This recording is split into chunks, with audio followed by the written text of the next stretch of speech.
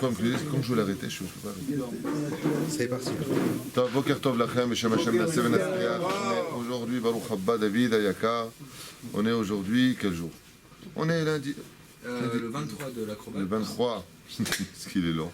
Le 23 mars et le 3 Nissan. Mais t'as pas besoin de voir la caméra parce que je suis là en face. Oui. Maïr Paklera. Non, on dit pas Maïr Paklera. Bezrat Hashem pour le Nishmat, la famille. Ça sonne. Ah, qui est décédé à Brooklyn. Ça C'est une connotation un peu. Ah non, non, alors. Adam, tu parles beaucoup ce matin. On commence par Rabbeinu, on étudiera le Tanakh ce matin, un petit peu on avancera dans le domaine du Tanakh. À propos des Urim, Anava, par le fait et le biais d'être humble. Alors vraiment, ça veut dire quoi humble, Adam, pour toi?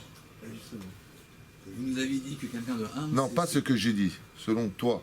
Oui, mais selon moi, c'est ce que vous avez dit. Donc, c'est celui qui connaît, sa place. Oh, Féméod. Donc le humble, c'est celui qui connaît sa place dans la société. Un homme sera sauvé de la Vodazara. De quelle Vodazara peut être sauvé, entre autres? C'est la question que je pose. Tu viens d'arriver à la question, je veux la réponse. Bonne réponse. Féméod. La Hanava évite la colère. Et la colère, c'est de la Vodazara. C'est bien. Deuxième chose que nous enseigne Rabbeinu ce matin, il dit que quand tu viens et que tu commences à avoir de mauvaises pensées qui pourraient toucher carrément au culte étranger, c'est qu'apparemment tu fais pas assez attention dans tes brachot, mais là c'est pas ce qu'il dit. Il dit tu devras faire attention, concentre-toi bien quand tu dis le mot Elokenu, l'Éternel notre Dieu. Ok? Voilà, ça va très là. Dans le Tanakh, je dis qu'il est impératif de connaître le Tanakh. On va faire peut-être, si on a le temps, deux personnages. Là, on est arrivé à Elimelech. Quelle période c'est Elimelech? Ça vous dit quelque chose?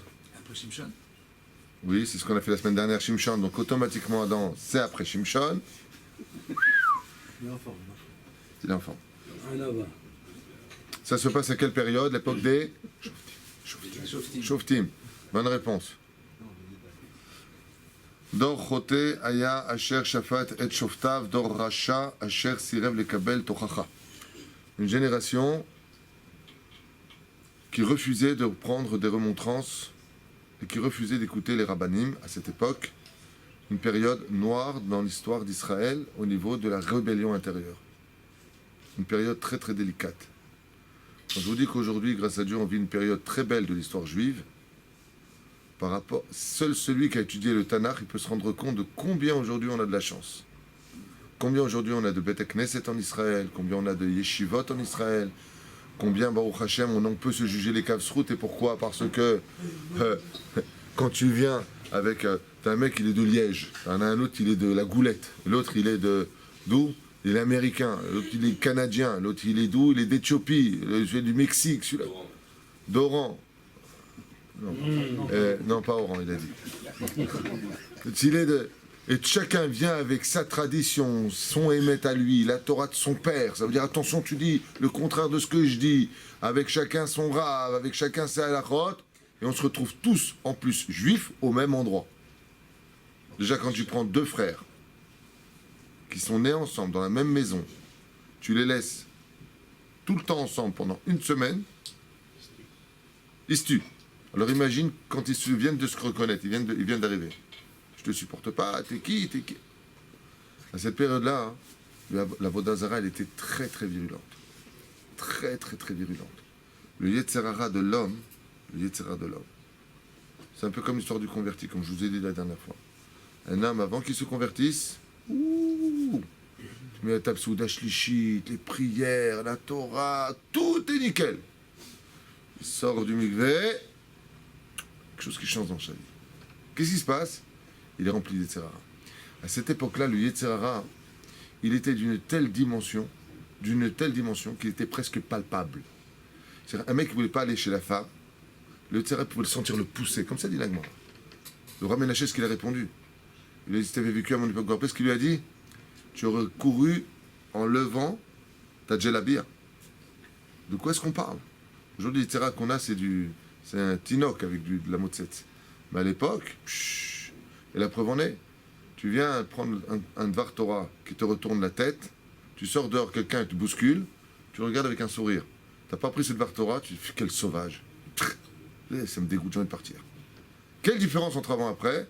Là, tu as pris quelque chose qui t'a expliqué un petit peu comment tu devais nourrir ton Yetzeratov, et l'autre, pas du tout. Comme le cheval. Tu prends un cheval, tu l'as nourri, l'autre, tu l'as pas nourri, ils font une course. Qui gagne? Celui que tu as nourri.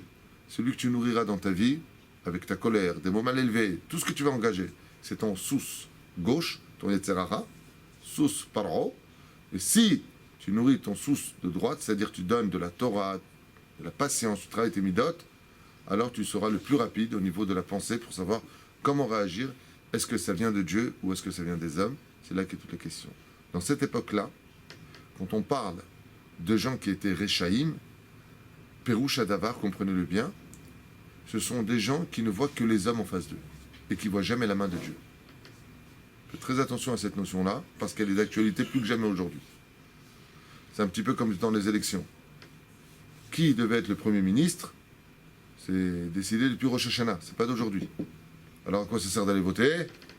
Pour montrer vis-à-vis de toi-même quelle était ta tendance. Vous comprenez la différence?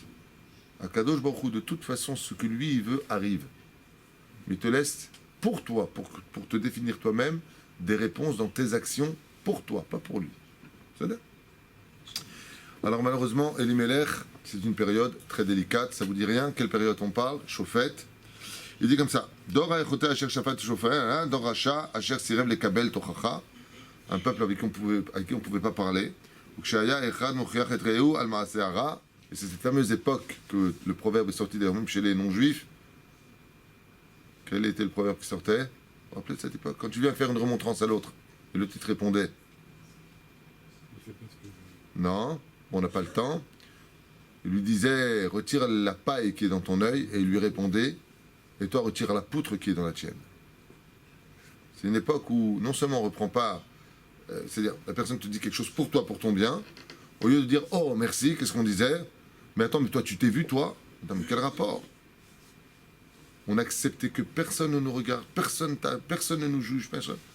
Mais par contre, quand on est tous en pleine mer, on est tous dans une barque et qu'il y a des requins, qu'il y en a un qui est en train de creuser sous sa siège, il a payé 5000 shekels sa place et il creuse. Là, tout le monde se mêle. Pourquoi tout le monde se mêle? Parce que si tu fais ton trou, on va tous mourir en douille.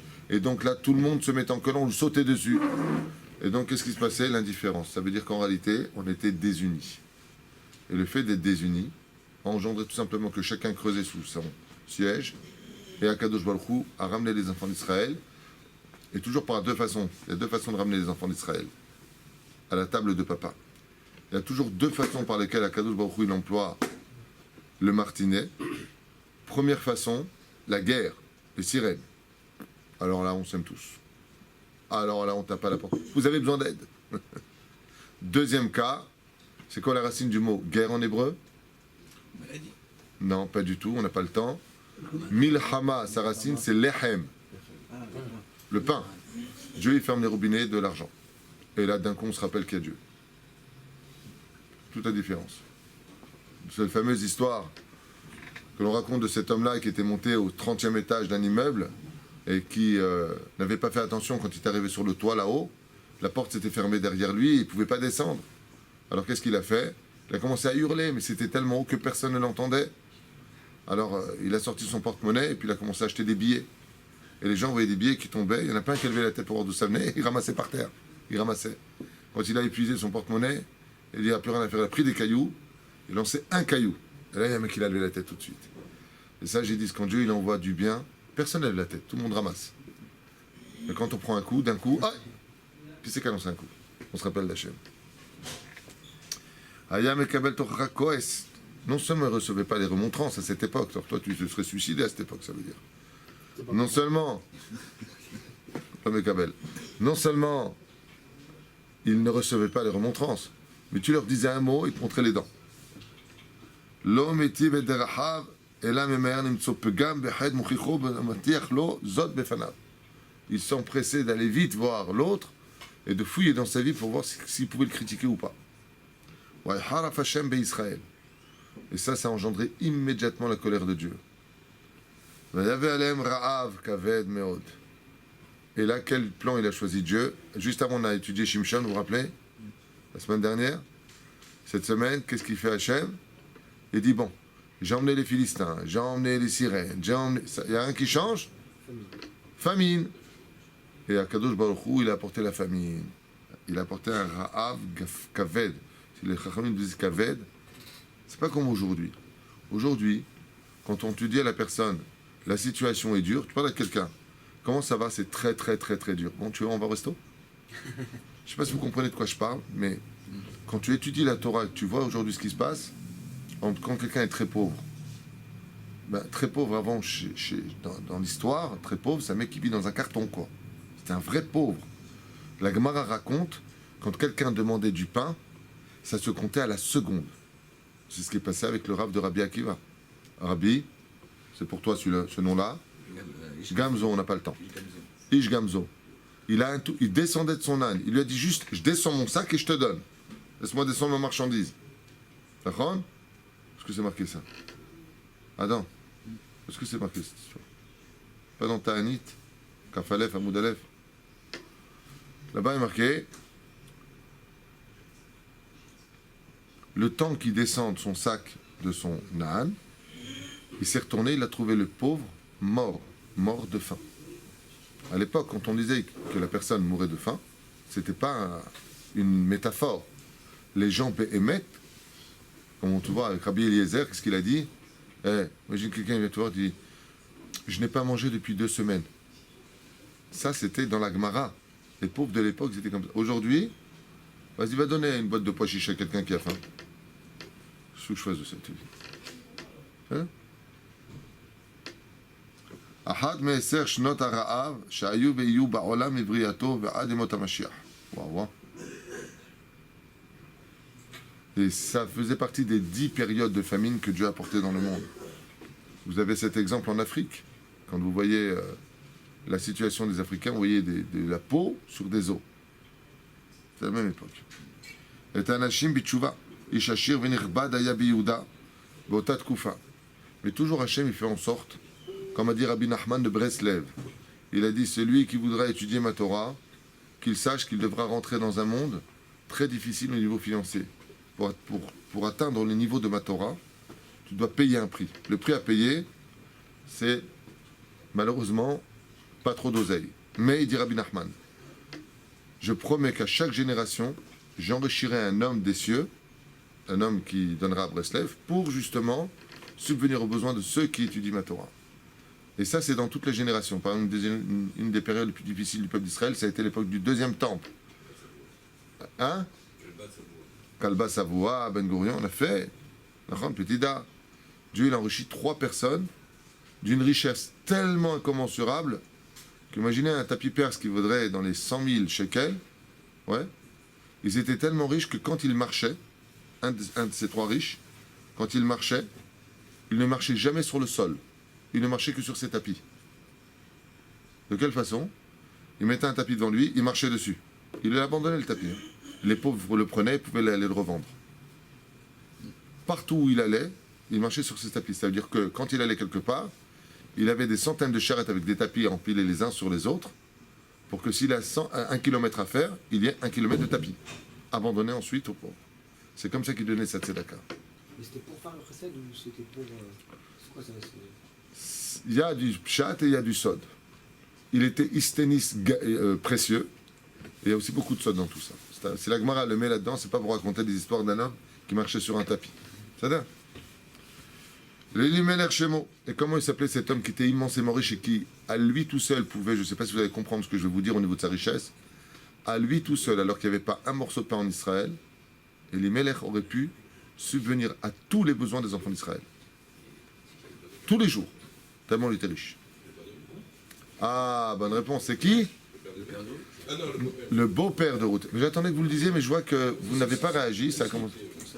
Il est parti. Et donc, Midolé Ador, Shofta Aya, Verabim Ayou, Shomrim, Lo, Metziatim, Livara, Veshegavar Arav, Baaretz, Amar Elimelech, Belibo, Ashir Anuchi, Lamrot Arav, Yesh Mahsari, Be, Mahsani, Tvoa, Veochel, Veshefa, Veata, Be'imelad, Kol Israël. Il a dit, oh là là.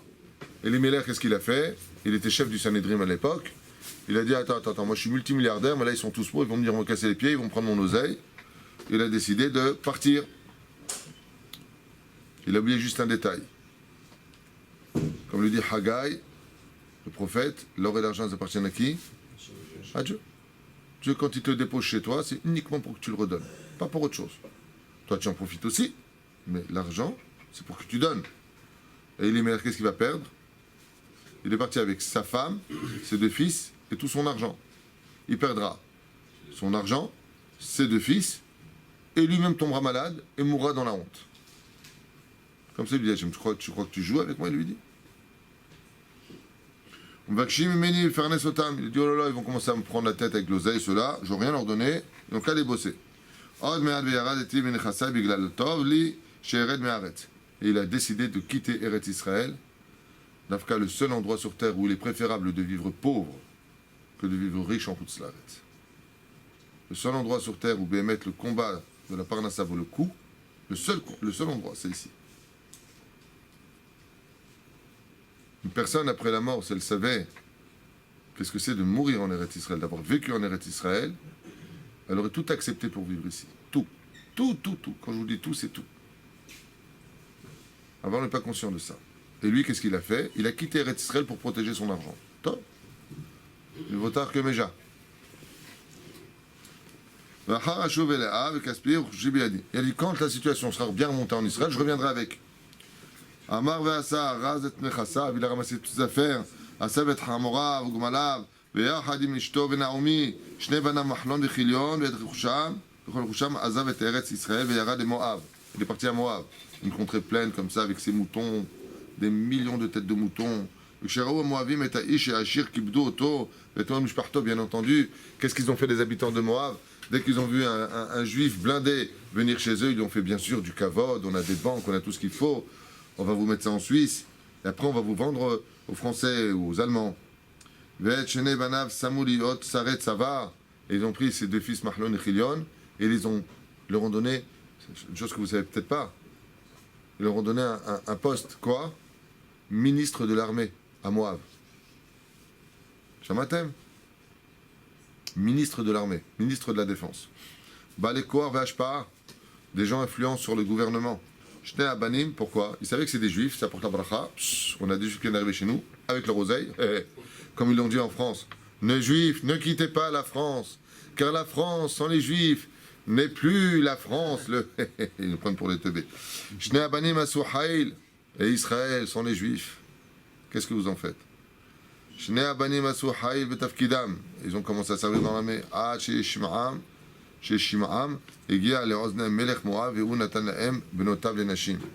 leur action était si élogieuse que le roi de Moab a fini par entendre parler d'eux et que pour les récompenser, il leur a donné ses 2 filles, Jabot et Anastasie. Pas du tout. C'est qui? Ruth et Naomi. Non. Je vous écoute et je me trompe. Non. Ruth et sa sœur. Orpa, on n'a pas le temps. Gadol Aya Hato Shaleli Melabene Akadosh Baruch Hu. Mais Akadosh Baruch Hu, lui, il a le temps. Quand il voit quelqu'un qui ne fait pas ce qu'il faut, il lui dit Habibi, c'est pas bien ce que tu viens de faire. Moi, je t'ai donné un bon mazal, je t'ai donné une bonne vie, je t'ai donné la richesse, je t'ai donné tout ce qu'il faut. T'as l'os et le nechonim. Le Mechaya Shofet ve Ishrashuv Mchobet Beretzraël. Il dit qu'est-ce que tu manquais? Tu étais chef du Sanhedrin. Je t'ai donné la santé, je t'ai donné. Naomi, qui était une femme extrêmement belle, d'une gentillesse hors du commun, pieuse, et tu étais respecté en Eretz Israël. Et tu aurais dû utiliser ton influence. Tu as oublié que quand Dieu il a donné la Torah, à un moment il a demandé le Mahatzita Shekel Paratzat Kitissa. Comment il a montré à Moshe Rabbeinu? Il dit comment on fait la pièce? Qu'est-ce qu'il a fait? Hachem lui a montré une pièce en feu. En feu. Et pourquoi en feu? Montre une pièce normale. Pourquoi en feu il lui montre la pièce? Parce que le feu, c'est le seul élément sur Terre que quand tu as une flamme et que tu allumes des milliers de flammes, tu ne perds rien de ta flamme. pour enseigner Mahzit Shekel que quand tu donnes de la tzedaka, de ton porte-monnaie, tu n'as rien enlevé de la valeur de ton argent. Au contraire, tu l'as réavivé. Prends une allumette, tu allumes. Combien tu as diminué ta flamme? Elle est pareille. Ainsi, c'est la tzedaka. Et il lui a dit à Eli Melech, il lui a dit, tu as oublié Mahzit Shekel dans la Torah? En donnant aux pauvres, tu n'aurais fait rien d'autre que de t'enrichir. Pourquoi tu as fui? Après qui tu cours, il lui a dit. Et au lieu de rester sur place, toi qui avais de la Torah en toi, donc on voit une fois de plus qui est tombé ici, celui qui avait de la Torah. Et c'est normal. Bah oui, c'est normal. Pourquoi donc c'est normal? Un jour, Akadosh Baruch Hu, il a dit au Yetzirah, emmène-le en boîte de nuit. Il a dit, je peux pas. Il lui dit, pourquoi? Il lui dit, il est déjà là-bas. Un rachat, il n'a pas beaucoup de Yetzirah, il est lui-même le Yetzirah. Mais un tzaddik gamour, il a un énorme Yetzirah. Parce que une mouche, elle ne va pas dans un verre où il n'y a pas de miel. Vous voyez ce que je veux dire? Une mouche, elle rentre dans un verre, il est vide. Qu'est-ce qu'elle fait? Elle ressort. La mouche, la Gemara dit, le Yetzirah, il comparait à deux choses, la mouche et le chita. Le chita, c'est le blé. Okay? Elle dit, là où il y a un homme comme Baba Saleh, Ben Ishra et le Chazon Ish, eux, ils avaient du Yetzirah. Comme une fois Baba Saleh, il a dit, il y a un homme qui est extrêmement humble, qui vous attend. Il a dit extrêmement humble. Alors il dit, c'est un très très très grand Torah apparemment. Il leur a dit non, Amaret. Alors il a dit à son élève, il a dit, de quoi un homme qui n'a pas de Torah pourrait-il s'enorgueillir? Le mec qui n'a pas de Torah, de quoi tu t'enorgueillis? De je sais écrire? À quoi ça sert? Pérouche Adavar, tout le monde sait écrire, chacun écrit dans sa langue. Moi, une des écritures qui me subjugue le plus au monde, que je trouve incommensurablement belle et exceptionnellement difficile, c'est le chinois. Ah, c'est exceptionnel. Bon, chacun ses goûts. Moi, quand je vois l'écriture chinoise, c'est de l'art. C'est des carrés, des maisons à l'intérieur. C'est un truc de fou. C'est magnifique. C'est artistique. L'écriture chinoise est extrêmement belle. Mais de l'autre côté, c'est certainement impur, tout ce que tu veux. Mais en attendant, au niveau artistique, c'est magnifique. Enfin bon, chacun ses goûts et ses couleurs. Mais quoi qu'il advienne, c'est bon, ça ne fera pas de lui un mec intelligent. Ça fait un mec qui a été à l'école. Il disait, Baba Saleh à la Vachanam, seul celui qui a beaucoup de Torah en lui peut s'enorgueillir. Et Eli Melech, le pauvre, il était tellement rempli de Torah que le Yetzirah s'est installé chez lui et il a mangé de l'intérieur. Il lui a dit, pourquoi j'ai donné de la richesse? Pour que tu ne sois pas dépendant des autres. La richesse permet une liberté unique au monde, l'indépendance.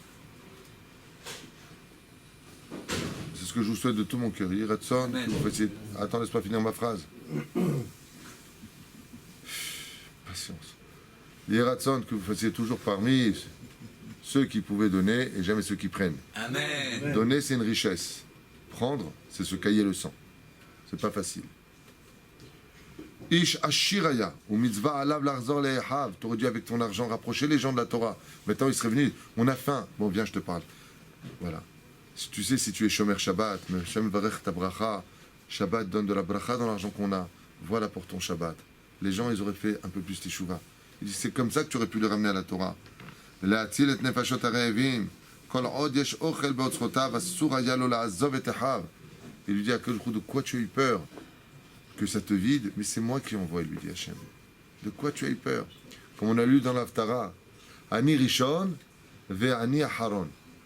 Vous avez vu ça dans l'Haftara? Je suis le premier et je suis le dernier. Ça, c'est au niveau du Pshat. Dieu a toujours existé, il existera en dernier. C'est toujours lui.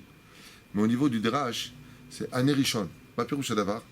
Quand quelqu'un, ça ne va pas dans les finances, la première chose qu'il enlève, c'est bon, enlève les enfants de l'école juive, arrête de donner à tel yeshiva, Ani Rishon. Moi, on m'enlève tout de suite dès que ça ne va pas. Et dès que ça va mieux, que ça commence à remonter, allez, remets Hot, remets Eyes, remets. Une fois que tu as tout remis, bon, remets une Horat Keva pour la yeshiva. Ani Rishon, Bani Aharon. Dès que ça ne va pas financièrement, je suis le premier qu'on retire des problèmes, c'est-à-dire des finances. Et dès que ça reva, Ani Aharon. D'abord, on va racheter une voiture, on va racheter une maison, et seulement après, on va s'occuper de la Torah. Ani Rishon, Bani Aharon. On peut dire qu'il a manqué d'Emouna. Qui? Il a été frappé d'un Yetzirah, et ça prouve que s'il a été frappé d'un Yetzirah, c'est que c'était vraiment quelqu'un de très grand. Pourquoi? Quelqu'un qui saute d'1 mètre. Il tombe d'1 mètre. Mais s'il tombe de 100 mètres, il se fracasse. Il s'est fracassé, c'est qu'il était très haut. C'est là? Pas shoot. Comme quelqu'un m'a dit cette semaine, alors tu touches, je sens que je suis en train de chuter. Je lui ai dit, tu devrais faire la fête. Il m'a dit quoi, je chute, je fais la fête. Je lui ai dit non, fais la fête sur le fait que tu te sens de chuter, c'est que tu es monté. Fais la fête sur le fait, remercier Hachem d'être monté haut en spiritualité, et tu verras que tu remonteras aussi haut. Si tu es tombé, c'est que tu n'as pas été reconnaissant vis-à-vis de ta aliyah. Quand tu montes en Torah, il faut remercier Hachem. C'est un srout d'avoir fait tchouva, c'est un srout de mettre cette filine, c'est un srout d'être shomer Shabbat. C'est extraordinaire. אלד בן ימין לסבול יחד איתם, וכיוון שלא הסחר, כך רק על עצמו חשב והלך על העושר והכבוד בארץ נוכרים, כעס עליו השם, והקדוש ברוך הוא lui a dit, Habibi, même si je ne suis qu'en Eretz Israël, אני ממלא את כל הארץ כבודי. Même si je ne suis que en Eretz Israël, il dit Hachem, mon kavod, mon honneur, mon émanation, circule sur tous les pays, sur toute la terre. ממלא את כל הארץ כבודו. Et lui dit, c'est que tu crois que tu me fuis? Effectivement. Pourquoi lui il a fui? Comme Yona. Yona il veut fuir Dieu, qu'est-ce qu'il fait? Eh bien il prend le bateau pour quitter Eretz Israël.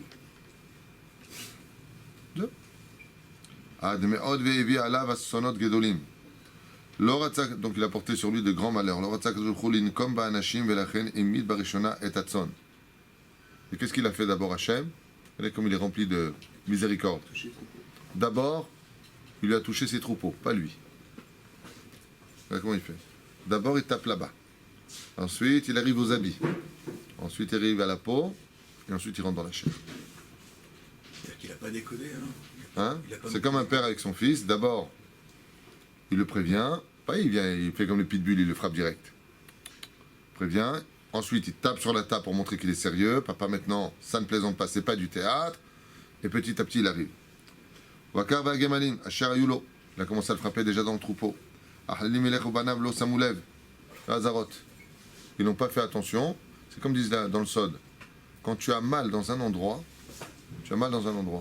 c'est que cet endroit-là précis, la première fois que ça s'est déclaré, a fauté. Toujours Dieu l'appuie là, sur le doigt qui a fauté. C'est-à-dire? Donc pour que tu fasses tes chouvas. Quand par exemple quelqu'un il a mal d'Afka à ce doigt-là, ça commence par là. La première question qu'il doit se poser tout de suite, c'est quel avéra j'ai dû faire avec ce doigt? Ah, peut-être je vais montrer, voilà, c'est lui. J'ai fait une alshana. J'ai fait une dénonciation. Ou alors du lachonara. Non, regarde celui-là, avec le doigt. Ensuite, si tu ne comprends pas le message, Dieu il fait passer la douleur dans la main. Il t'a éloigné de la vérité. Ensuite, il a fait passer de l'autre côté l'épaule gauche.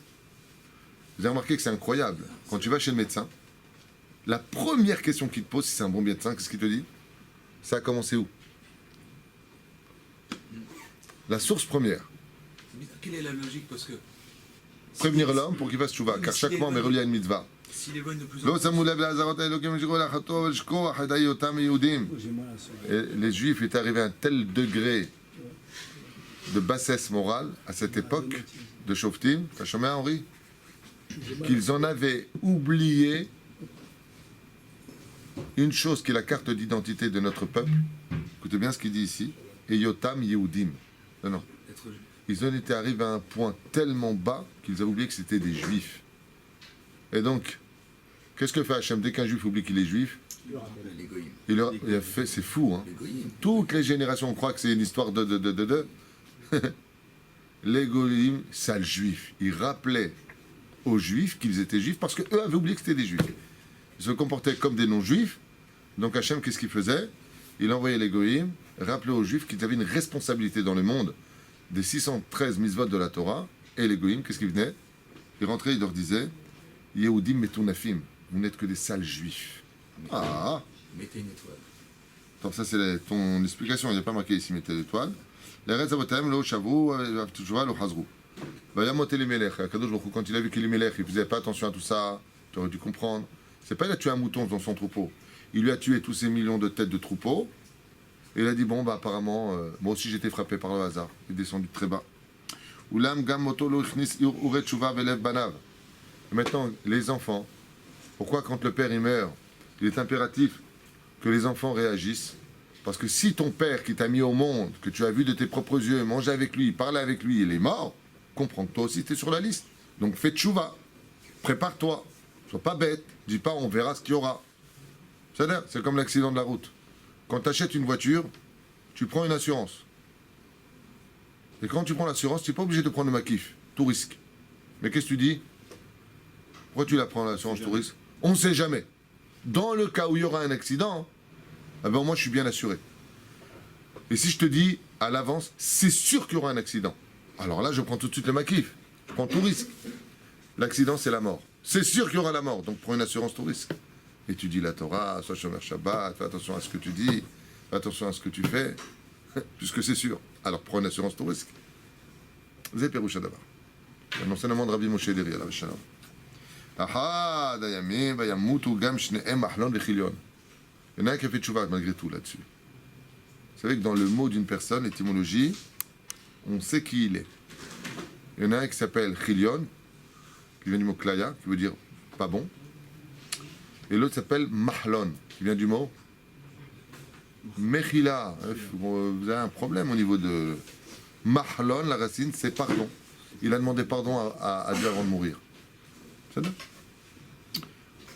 רות ואורפה לאחר תלאות והייסורים חזרה נעמי ורות כלתה עמה לארץ ישראל ורות המואביה התגיירה וזכתה ויצא ממנה דוד המלך. Orpa, bien entendu, qui était la femme de Kilion, et Ruth qui était la femme de Mahlon. Elles ont fait quoi? Elles étaient les filles du roi de Moab. Elles auraient pu retourner. Orpa a versé 4 larmes, on avait fait un cours sur route, donc je ne reviendrai pas dessus. Ces 4 larmes, Dieu lui a donné tout de suite son salaire sur terre. Tu as versé 4 larmes, tu mettras au monde 4 géants, dont 4 frères. Donc le plus connu de tous et le plus jeune s'appelait Goliath, s'appelait Gogol. Donc c'était Goliath, il avait la même force que Shimshon Agibor, ce qu'on avait étudié ensemble. Ça va? Pour ces 4 larmes-là, et puis en arrivant de la plaine de Moab où elle était jusqu'à son père, elle a été violée, elle s'est donnée à 100 hommes, et elle est tombée sur un chien qui n'était pas un chien conventionnel, puisque c'était un chien qui était empreint d'un démon. Et ce chien l'a fini devant l'entrée de la ville de son père. Et là-bas, ce que je vais vous dire va vous paraître stupide, et puis je m'en fiche de ce que vous pensez, mais c'est pas un chien conventionnel. C'est le chien qui a mis enceinte Orpa. Et Goliath est sorti de cette union entre le chien et Orpa. Et le roi David lui rappellera d'ailleurs cette faute en Rémès, quand on arrivera au roi David, qu'est-ce qu'il lui dit? Est-ce que tu me prends pour un chien des champs pour me traiter de la sorte à venir avec un bâton? Ah, il savait qu'il était fils de chien. Goliath, le Philistin. Midrashim, pardon. Par contre, Ruth de son côté, qu'est-ce qu'elle a fait elle? Elle a fait et composé les paroles dont Sheila se servira plus tard, où tu iras, j'irai jusqu'au bout du monde. Hein? Ce qu'elle lui a dit, ce que tu mangeras, je le mangerai, elle faisait allusion à la cacheroute, là où tu dormiras, je dormirai, elle faisait allusion à la nida. C'est pareil. Elle a reçu sur elle les 613 mitzvot de la Torah et deviendra Ruth à Moavia, la symbolique de la femme convertie. Si tu veux te convertir, tu dois automatiquement étudier le livre de Ruth. Et pourquoi est-ce qu'elle a eu un tel srout? Parce qu'il suffisait de retourner chez son père pour retrouver la soie et toutes les conséquences. Et on a vu qu'elle a fait un mariage de Shem Shamaï, puisqu'elle s'est mariée avec Boaz, qui était âgé à l'époque déjà de 110 ans, 120 ans. Je ne sais pas quel âge il avait. Et elle était toute jeune, puisqu'elle venait d'être fêtée de ses 20 ans, 18 ans. Ouais. Et on parle de la beauté de Ruth comme étant une des plus belles beautés de l'histoire juive. Ouais. Il faut vraiment se marier les Shem Shamaï pour se marier avec un pépé d'un âge aussi avancé, avec une grande barbe. Boaz, combien de temps a duré leur mariage? Un jour. Une nuit. Ils se sont mariés. Ils ont été ensemble. Elle est tombée enceinte de 2 enfants, 2 jumeaux. Le lendemain, elle lui a dit, chérie, tu vas manquer l'école, j'allais dire. Tu vas manquer la prière. Vine eneno. Met. Elle ne s'est plus jamais remariée. Pourquoi? Elle a dit non. Si je me remarie, je perds mon mari. Une femme qui a perdu son mari, si elle se marie, elle n'est plus en rapport avec son mari. Ah, elle veut le retrouver là. Elle veut être... Bon, c'était le tzaddik des tzaddiks. C'était le gdolador. Elle dit non, moi je veux être avec... dans le monde futur de mon mari, quand je meurs, je veux qu'il vienne me chercher et qu'il m'emmène dans sa Rolls Royce là-haut définitive. Hachama. Hachama. Alors qu'elle était princesse du monde. Celui qui est capable de tout laisser pour la Torah, celui qui est capable de s'adonner, celui qui est capable de réfléchir et de dire attends, moi je suis pas idiot. La vie c'est la vie, j'ai déjà plus de cheveux sur la tête. Alors, il serait temps que je prenne mon assurance vie, que je vienne étudier la Torah, je me lève le matin, Bezrat Hashem. Même quand la personne elle part de ce monde, c'est pas pour ça qu'on le fait. Mais moi quand je vais faire un enterrement chaque fois, hein, tu le vois Maurice, tu le connaissais, qu'est-ce qu'il a fait? Ben, c'est un homme riche, il était bien. Enfin, qu'est-ce qu'il a fait? Shomer Shabbat? Non, non, tu cherches. Et s'il n'y a rien à dire, ben, tu fais un Dvar Torah. Et lui, qu'est-ce qu'il avait à dire? Rien. L'enterrement, un des derniers enterrements qu'on a fait, ça a été très émouvant. Parce que les enfants, le jour de l'enterrement, ont dit une phrase qui a été très choquante et très touchante. On ne connaissait pas notre père. On pensait le connaître, mais on ne le connaissait pas. Il faisait beaucoup de mitzvot cachés, que personne ne savait. Plein. Et il y a un enfant qui s'est mis à pleurer. Il a dit, mais quoi, j'ai vécu près de lui, je ne connaissais pas mon père, à ce point-là. La synagogue, tel truc, c'est lui qui l'avait acheté. Ça, c'est lui. La famille pour Shabbat, c'était lui. Ça, c'était lui. Le costume de l'homme qui rentrait toujours classe avec une cravate, qui était tellement fier tous les Shabbats, c'était lui qui lui avait acheté. Personne n'était au courant. Le jour où il est mort, tout est sorti. Et je cavode là, dame. Ruth, elle n'était pas bête. Elle dit, moi, je suis une petite Goya. Petite belle gonzesse comme ça, sympathique. Je suis la fille de Moab. Ouais. Ouais, et alors? Elle dit, ça ne m'intéresse pas du tout. Je préfère être une servante chez les Juifs que d'être une reine chez les Cailloux. Résultat des courses, de quoi est-ce qu'on parle en 2015 de l'ère vulgaire? De Ruth à Moabia. Pour son choix, quand une non-juive vient pour se convertir au judaïsme, on lui dit, madame, voici le livre que vous devez étudier. Je vous pose une question. Est-ce que si vous auriez su qu'un jour, et jusqu'à la fin des temps, votre nom serait référencé et jamais oublié, vous auriez accepté? Ruth ne le savait pas, ça. Ruth, quand elle est venue du Shem Shamaïm, elle est passée à un tel degré de pauvreté, Ruth, qu'elle venait ramasser des grains de blé en les prenant dans sa main, et c'est ça qu'elle mangeait, des grains de blé. Mais comment Boaz, il a repéré? Fait, vous vous rappelez? Elle avait une grande pudeur. Elle ne se baissait pas en montrant son postérieur. Elle se baissait droite pour ne rien qu'on puisse déceler de ses formes. Parce qu'elle savait qu'elle était belle. Et elle avait compris une chose. Cette Goya, qui est devenue le symbole du judaïsme, elle a compris une chose que nous, on se doit de comprendre aujourd'hui. Comme je suis belle et que j'ai des formes intéressantes, je ne veux pas mettre les yeux des hommes en porte-à-faux. Alors elle se couvrait particulièrement bien. Pas comme les gens qui comprennent rien. Plus je suis belle, plus je veux montrer. Mais tu fais tomber les yeux des hommes. Pourquoi? Pourquoi tu fais l'ifnei vers l'otitan mirchol? Zot ruta moavia. De Piroucha d'abord. Elle était comme une colombe. Comment on dit une colombe en hébreu? Tor. Façon de le dire. Tor, c'est le symbole de la Knesset d'Israël. Rout, Resh, Vav, Taf. Tor, ça veut dire aussi un taureau en hébreu. Ça veut dire aussi un pigeon, quoi. Piroucha d'abord, une colombe. Okay. On va s'arrêter là puisque Ezrat Hashem, après on va étudier mon livre préféré du Tanakh, Shmuel Aleph, Shmuel Bet. La naissance de la royauté d'Israël, puisqu'on va parler de Elkana, de Shmuel Hanavi et du roi David. Et là on est parti à mon humble avis au moins pour un an de cours, Bli Neder, sur le roi David. Il y a beaucoup à dire. Alors je ne sais pas si... il y a à faire. Enfin, moi j'ai un livre à la maison exceptionnel sur le roi David. Où ça. Non, il y a à faire. Il y a à faire. Bon, on a tout le livre à finir avec le roi David apparemment. Ancho Shel Tzadik, 2 secondes. Achitophel, David toujours. On a tout ça à finir. Bon, là ça va, on s'en sort un peu. Sur la maison, j'ai un livre qui raconte les détails de la vie du roi David. C'est un personnage petit-fils de Ruth, Ken, qui a eu pour père un homme exceptionnel qui s'appelait Ishaï. Et on verra combien la vie de ce personnage, on va parler un petit peu de Sod, du roi David, mais combien la vie de ce personnage était... Je peux vous dire une chose, je ne sais pas s'il existe un autre homme sur terre qui ait autant souffert que le roi David. Je ne crois pas. On vous étudiez sa vie, c'est waouh. Imaginez, tu es chef d'une entreprise. N'importe quelle personne, tu discutes ton... Qui t'a dit que t'es patron, toi? C'est un truc de fou. Il est roi, désigné par Dieu. Il veut pas, il veut déranger personne. Son père l'aime pas, ses frères l'aiment pas, et ses amis le. Mais attention, c'est pas comme certaines personnes. Je sais pas ce qu'ils ont tous, ils me détestent. Eh bien, remettons en question. Non, c'est pas comme ça chez lui. Lui, il était aimé de Dieu, serviteur de Dieu, Anav. Mais même les grands Torah étaient contre lui. Pourquoi? Parce que le miel qui était dans le roi David était d'une telle magnificence, comme tu dirais le miel d'une reine. Comment on appelle ça Le nectar. Non. Écoute ce que je dis au lieu de dire de bêtises. La gelée royale, c'est comme ça qu'on l'appelle. Merci bien.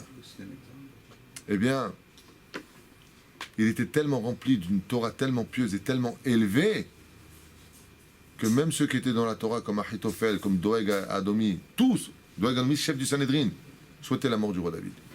On verra, Be'ezrat Hashem, pourquoi Lama, Kedekar, une guerre fratricide qui dépasse l'entendement humain, Be'ezrat Hashem, la semaine prochaine. Ce soir, vous avez shiur, Be'ezrat Hashem, Kol Tov.